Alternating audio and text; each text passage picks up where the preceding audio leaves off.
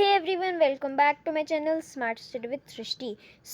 आज हम पढ़ेंगे क्लास 7th का एसएसटी जियोग्राफी का एक नया चैप्टर नंबर 1, जिसका नाम है इन्वायरमेंट।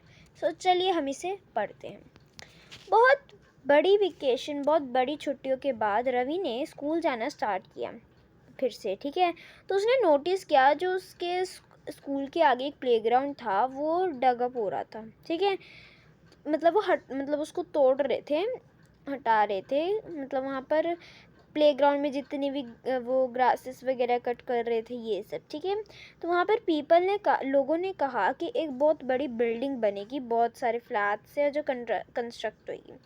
तो रवि बहुत दुखी हो गया, उसके रोने का मन कर रहा था। तो उसने ना रियलाइज़ किया कि इतना बड़ा प्लेग्राउंड था, उसके कितने सॉफ्ट ग्रास थे, मैरीगोल्ड्स के फ्लावर्स थे, बटरफ्लाइज थी, है ना। अब वो हमेशा के लिए चली गए, है ना, हमेशा के लिए।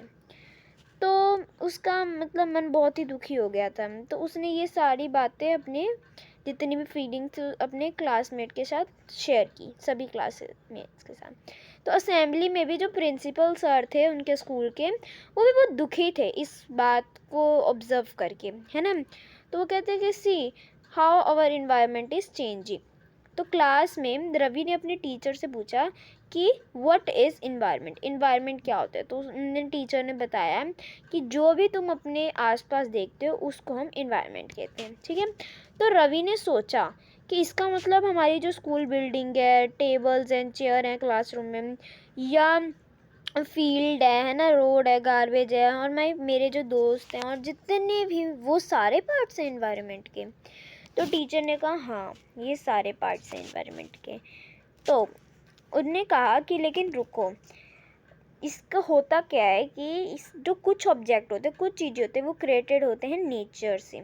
ठीक है, जैसे कि माउंटेन्स, रिवर्स और ट्रीज और एनिमल्स। ठीक है, और जो दूसरे होते हैं वो मेड होते हैं, कुछ ऑब्जेक्ट्स होते हैं जो लोग बनाते हैं। रोड्स हो गया, कार्स हो गई, क्लोथ्स हो गया और बुक्स हो गए, है ना।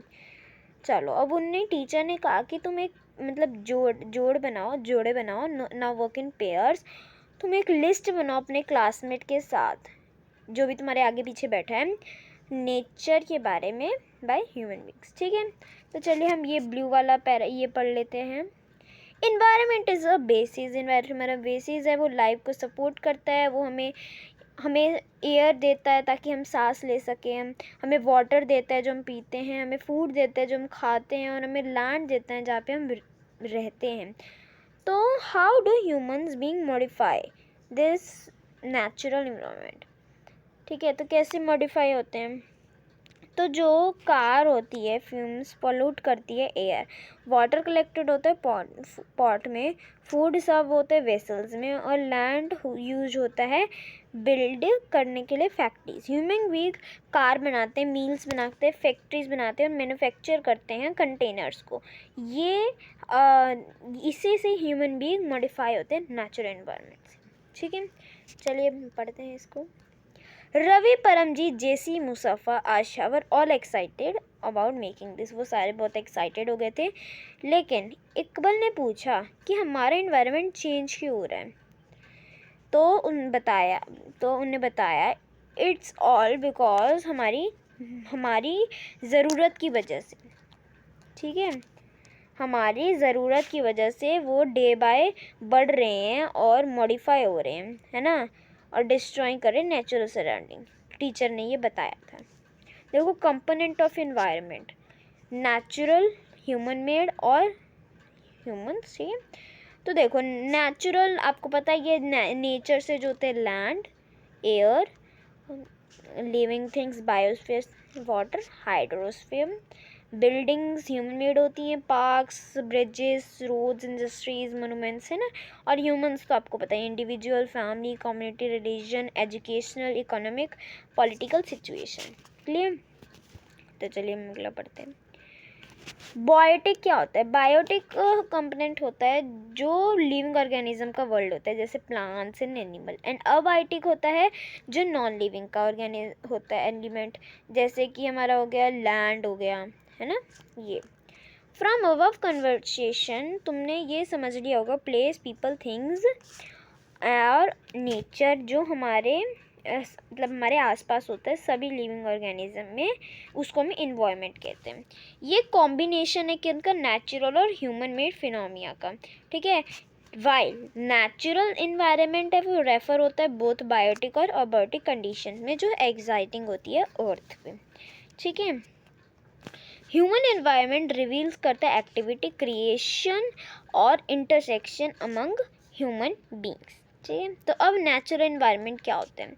Land, water, air, plants and animal comprise natural environment, ये सारे हमारे नेचुरल एनवायरनमेंट आते हैं। तो आपको पता होगा कि meaning lithosphere, hydrosphere, atmosphere and biosphere from, हमने पिछली क्लास में आपने पढ़ा होगा इन 5, मतलब ये जो 4 हैं, ठीक है। इसमें बस थर्मोस्फेयर भी होता है बट इसमें गिवन नहीं है, ठीक है। तो चलिए हम इसको फिक्स करते हैं। लिथोस्फेयर आपको पता है एक लैंड, वो एक सॉलिड क्रस्ट है हार्ड टॉप पे लेयर का अर्थ का, ठीक है। लिथोस्फेयर है मतलब अगर आपको ये लर्न करने होंगे ना तो आप ऐसे याद कर लो, लिथोस्फेयर है मतलब एल पढ़ रहे आगे तो लैंड हो गया है ना, तो वो हमारे लैंड के लिए होते हैं, ठीक है। वो मेड होता है रॉक और मिनरल से, जो कवर्ड होता है बहुत पतली लेयर होती है जो सॉइल से, उससे, ठीक है। वो इरेगुलर सरफेस है बहुत सारे लैंड फॉर्म से, ठीक है, माउंटेन, प्लेट्यू और प्लेन से और very etcetera. Land form found होते हैं हर कंटिनेंट में और ओशंस फ्लोर में, ठीक है। लिथोस्फीयर एक डोमेन है जो हमें प्रोवाइड करता है फॉरेस्ट, ग्रासलैंड, ग्रेजिंग और जो एग्रीकल्चर के लिए जो हमारे लैंड होते हैं खेती के लिए वो, और ह्यूमन सेटलमेंट्स के लिए जहाँ पे अभी हम रह रहे हैं ना वो हम पे, वो एक सोर्स है मिनरल वेल्थ का, क्लियर। जो वाटर का डोमेन है वो रेफर होता है हाइड्रोस्फीयर का, ठीक है। वो कंप्राइज करता है बहुत सारे वाटर और डिफरेंट टाइप्स होती है वाटर बॉडीज़ की, जैसे river, lakes, seas, ocean etcetera. ये एक एसेंशियल है लिविंग ऑर्गेनिजम्स के लिए, इससे वो जी पाते क्योंकि पानी तो बहुत ज़रूरी है, आपको पता है जल ही जीवन है, हमने सुना होगा। चलिए तो अब एटमॉस्फेयर क्या होता है? एटमॉस्फेयर एक थिन लेयर है एयर का जो हमारे अर्थ के आसपास होता है। ग्रेविटेशनल फोर्स है अर्थ का जो होल्ड करता है एटमॉस्फेयर को अराउंड इट, ठीक है। एटमॉस्फेयर हमें प्रोटेक्ट करता है हार्मफुल रेज से, जो मतलब में हार्म कर सकती है हमें, है ना, हीट ऑफ सन से। और वो कंजेक्ट करता है बहुत सारे gases, dust and water vapour, ठीक है। वो चेंज करता है एटमॉस्फेयर में, जो प्रोड्यूस करता है चेंजेस किसमें, वेदर और क्लाइमेट में, ठीक है। सो प्लांट और एनिमल, जो प्लांट और एनिमल का किंगडम है वो एक साथ मिलकर एक बायोस्फीयर बनाती हैं, ठीक है, या लिविंग वर्ल्ड समझ लो आप, है ना। वो एक नैरो जोन है जो अर्थ की, जहाँ पर लैंड, वाटर, एयर वो एक साथ मिलते हैं और सपोर्ट करते हैं लाइफ को। जैसे देखो लिथोस्फेयर लैंड हो गया, है ना, और वाटर हमारा हाइड्रोस्फेयर हो गया एंड एयर हमारा एटमॉस्फेयर हो गया। तो जब वो तीनों चीज़ें एक साथ मिलती है ना तो वो एक बायोस्फेयर बनाती हैं, ठीक है। तो चलिए हम यहाँ पे पढ़ते हैं ग्लोसरी इकोसिस्टम। ये एक सिस्टम है जो फॉर्म्ड होता है इंटरेक्शन से, मतलब जब सारे लिविंग ऑर्गेनिज्म एक साथ मिलते हैं अपने फिजिकल और केमिकल फैक्टर से। Physical factor and chemical, physical समझ लो कि जैसे कि मेरे सामने कोई भी एक एनिमल खड़ा है, ठीक है, उसको उसके खाने के लिए कुछ और चाहिए, मेरे को खाने के लिए कुछ और चाहिए। मेरे को खाने के लिए लाइक समझ लो कि रोटी सब्जी ये वगैरह हो गया। अब समझो मेरे मेरे आगे गाय है ना, तो गाय को क्या चाहिए, गाय को घास चाहिए खाने के लिए, है ना। तो हमारा फिजिकल फैक्टर अलग है और केमिकल फैक्टर आप समझ लो ऑक्सीजन, कार्बन डाइऑक्साइड, आर्गन, मतलब गैसेस समझ लो, ठीक है। तो वो हमारा जो इन्वायरमेंट है जहाँ पे हम रहते हैं वो लिंक्ड होती है ट्रांसफ़र से एनर्जी और मटेरियल में, ठीक है। व्हाट इज़ इकोसिस्टम, यहाँ पे एनसीसी कैंप पे रवि ना अटेंड कर रहा था क्लास, तो जैसीम ने एक्सप्लेन किया कि कितना हैवी डाउनपोर है। ये तो ये मेरी याद दिला रहा है मेरे होम जो केरला में, और तुम मेरे घर पे आके मतलब वहाँ पे आके मेरे को देख सकते हो कि हाँ वहाँ पर पोर्स और हर जगह लश ग्रीन फील्ड्स होती हैं, coconut plantation. Heera from Jasmine एक्सलेम, वहाँ पर हमें रेन्स नहीं मिलती, वहाँ पे खाली हमें किक्कर और सैंड मिलती है एस, क्योंकि हमारी आइज़ वहाँ पे देख सकती हैं। बट तुमने वहाँ पर कैमल्स भी देखे होंगे, रवि ने कहा। हीरा सेस नॉट जस्ट कैमल्स, उसने कहा कि यहाँ पे खाली कैमल नहीं, अगर तुम डेजर्ट जाओगे ना तो वहाँ पर तुम्हें स्नेक्स दिखेंगे, लिजर्ड्स दिखेंगे और बहुत सारे इंसेक्ट्स भी दिखेंगे।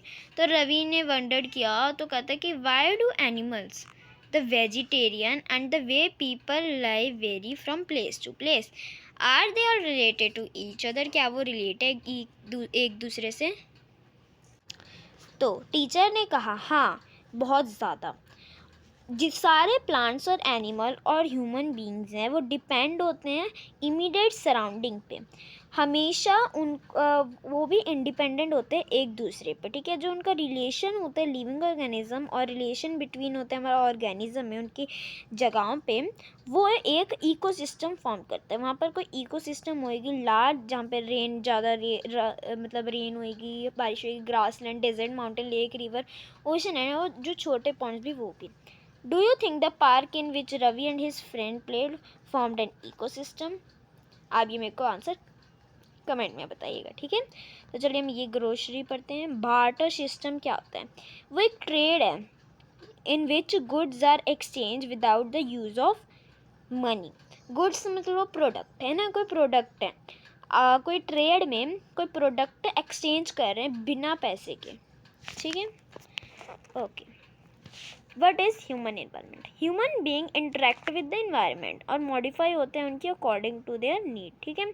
जो पहले जो ह्यूमंस थे वो अडेप्ट होते थे उनको नेचुरल सराउंडिंग से, है ना, उनको एक सिंपल लाइफ थी और वो अपनी रिक्वायरमेंट्स उन नेचर में ही फुलफ़िल कर लेते थे। अब हमें बहुत सारे ग्रू करने पड़ते हैं। वाइल मतलब with the time needs grow and became more varied. Human ने अब बहुत सारे न्यू वे लर्न कर लिए हैं ताकि वे चेंज कर दें इन्वायरमेंट को, और उन्हें लर्न किए क्रॉप्स कैसे ग्रो कर सकते हैं, डोमेस्टिक एनिमल्स कैसे, और वो कैसे सेटल कर सकते हैं अपनी लाइफ को। जो व्हील है वो इन्वेंटेड हुई थी, सरप्लस फूड और जो प्रोड्यूस या बार्टर सिस्टम एमर्ज हुआ था। Trade started and commerce developed. Industrial revolution enabled large-scale production.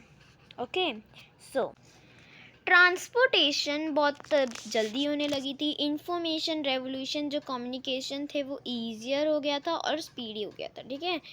क्या तुमने कभी सोचा है कि जो हम जूसी वाटरमेलन खाते हैं समर में, और जो रोस्टेड पीनट्स होते हैं, मूंगफलियाँ होती है, वो हम विंटर में खाते हैं, वो एक परफेक्ट बैलेंस नेसेसरी क्यों होता है नेचुरल और ह्यूमन इन्वायरमेंट में?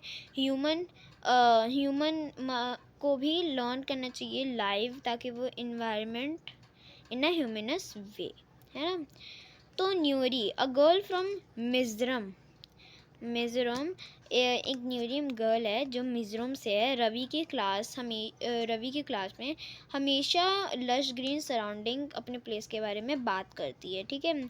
तो सीइंग रवि एब्सेंट, मतलब जब रवि दुखी था तो उसने देखा, तो Ravi upset having a lost of his playground, तो रवि अपसेट था, उसने अपना प्लेग्राउंड लॉस्ट कर दिया था। तो न्यूरी ने इनवाइटेड किया उसको अपने घर पे ताकि वह विज़िट कर सके उसका घर और स्टेट कर सके, मतलब वेकेशंस पे उसके घर आने के लिए उसको इनवाइट कर दिया उसने। तो रवि के टीचर ने पूछा कि तुमको एक लैंडस्केप ड्रॉ करना है। स्टूडेंट्स को कहा, मतलब रवि ने आस्क किया बच्चों से कहा उसने कि हम लोग एक लैंडस्केप ड्रॉ करेंगे, हाउसेस और एक्टिविटीज़, पीपल और प्लेस करेंगे, मतलब कहाँ पर वो गए थे, ये मतलब ऐसी इन्फॉर्मेशन वगैरह लेने के लिए रवि ने सभी बच्चों को कहा, मतलब रवि के टीचर ने, ठीक है। हाँ, तो रवि के टीचर ने सभी बच्चों को कहा कि वो एक लैंडस्केप ड्रॉ करेंगे, हाउसेस, एक्टिविटीज़ और पीपल, प्लेसेस जहाँ पे वो गए थे, ठीक है। तो चलिए, हमने ये पूरा चैप्टर कंप्लीट कर लिया। इसकी एक्सरसाइज मैं आपको अगले नेक्स्ट वीडियो में अपलोड कर दूँगी। सो अगर आपको मेरी वीडियो अच्छी लगी होगी तो please subscribe my channel and share with your friends. Bye bye.